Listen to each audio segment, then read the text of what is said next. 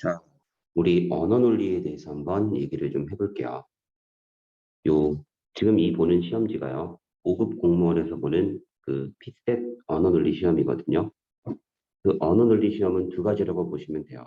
언어적인 영역, 즉 이게 이제 국어 비문학이라고 생각하시면 되고, 논리력의 영역이 있어요. 그러면 보통 변별력은 이 논리력에서 형성이 되거든요. 그래서 이 논리력에 대한 부분을 어떤 식으로 풀 수 있는지 한번 같이 한 문제 정도 샘플로 풀어보도록 하겠습니다. 이제 이런 문제가 대표적인 논리력의 문제라고 할 수 있겠죠. 자, 여기 지금 한번 읽어볼게요. 다음 글의 내용이 참일 때 반드시 참인 것을 고르는 문제예요. 천천히 가볼게요. 외교관에서 남자가 6명, 4명, 10명을 A, B, C 세 부서에 배치하는 겁니다. 적어볼게요. 남자 6, 여자 4, 그리고 A, B, C 세 부서에 배치하는 거죠. 자, 그리고 각 부서에 적어도 한 명은 배치를 해야 된다. 최소 한 명은 들어가야 되고요. 각 부서에 배치되는 신임 외교관에서는 각기 다르다. 됐죠? 각기 다른 숫자로 배치되지만 한 명도 배치 안 되는 곳이 있으면 안 돼요. 그리고 새로 배치되는 신임 외교관은 A가 가장 적고 C가 가장 많아야 된대요. 여기가 제일 적고 여기가 제일 많아야 되니까 여기가 중간이겠죠. 이 순서대로 봐야 될 것 같아요. 그리고 최소 이 말은 무슨 뜻이죠? 여자 신임 외교관만 배치되는 부서는 없다. 최소 남자 한 명 이렇게 생각해 주시면 되겠죠. 그리고 B에는 이게 조건을 구체적으로 주면 얘부터 시작하면 돼요. 여자가 남자보다 많다라고 돼 있어요. 자, 그러면 이런 것들을 이제 하나하나 조건을 깨나간다라고 봐주시면 돼요. 자, 일단 첫 번째 10명이죠. 세 부서에 합쳐서 A 플러스 B 플러스 C를 10으로 만들어야 돼요. 자, 무조건 참이 되는 걸 고르는 겁니다. 반드시 참. 즉, 그게 아닐 수도 있는 경우가 없어지는 반드시 참을 고르는 거니까요. 일단 우리 이 조합부터 한번 생각을 해보도록 하겠습니다.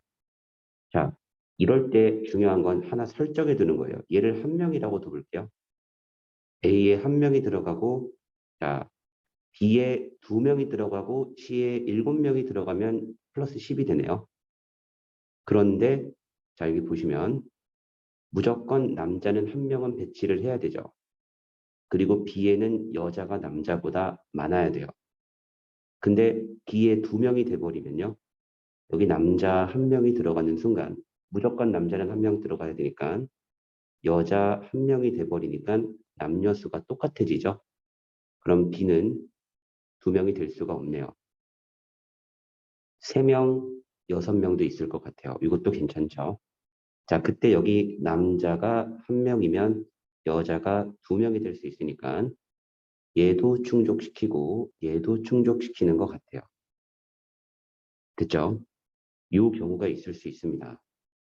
됐죠? 자, 그 다음에 A가 제일 적고 C가 제일 많은 것도 맞고요. 또 있어요. 한 명일 때 4명, 5명으로 와도 여러분 여기 볼게요. 여기 들어갔을 때 여자가 뭐 3명이고 남자가 한 명일 수 있겠죠. 이건 안 되죠. 여둘 남둘. 왜냐면 여자가 남자보다 많아야 되니까요. 여둘 남둘은 안 돼요. 그래서 여둘 남둘은 안 될 것 같고 이 경우도 가능하네요. 즉 B 부서는 3명일 수도 4명일 수도 있는데 여자는 2명일 수도 3명일 수도 있는데요. 남자는 계속 한 명이에요.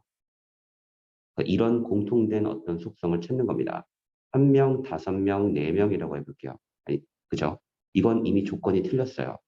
C가 제일 많아야 되거든요. 자, 이제 이 경우는 없네요. 자, 이제 A를 2명으로 배치해 볼게요. 그러면 3명, 5명이 있을 것 같아요. 그리고 여둘, 남일 이렇게 또 있으면 좋을 것 같고 나머지는 2, 4, 4는 안 돼요. 수가 달라야 되니까 C가 제일 많아야 되고 자, 그래서 이 세 가지 경우가 남게 된 이런 게 논리력이에요. 자, 그럼 선지 한번 볼까요? A에는 한 명의 신임 외교 아니죠. 왜 아니냐면 한 명일 수도 있지만 2명으로 배치하는 방법도 있습니다. A에는 한 명만 배치할 수도 있지만 두 명으로 배치할 수도 있기 때문에 반드시 참이라고는 할 수가 없겠죠. 그래서 반드시 참이라고는 할 수 없으니까 틀린 거예요. 마찬가지예요. B에는 세 명을 배치할 수도 있지만 네 명을 배치하는 경우도 있죠. 그러니까 네 명을 배치해도 괜찮으니까 얘도 반드시 참은 안 되는 겁니다. C도요. 5명이 배치가 될 때도 있지만 6명을 배치하는 경우일 수도 있죠. 그러니까 C도 반드시 참은 안 되는 겁니다. 근데 그 어떤 경우에도 B에는 남자 1명이 배치가 되죠. 왜냐하면 남자 2명이 되는 순간 생각해 보세요. B에 남자 2명이 되는 순간 B에 여자는 최소 3이 돼야 돼요. 그래야 여자가 남자보다 많으니까. 즉 B에 남자 2명이 배치가 되는 순간 여자 3명, 그러면 5명이 돼버리죠.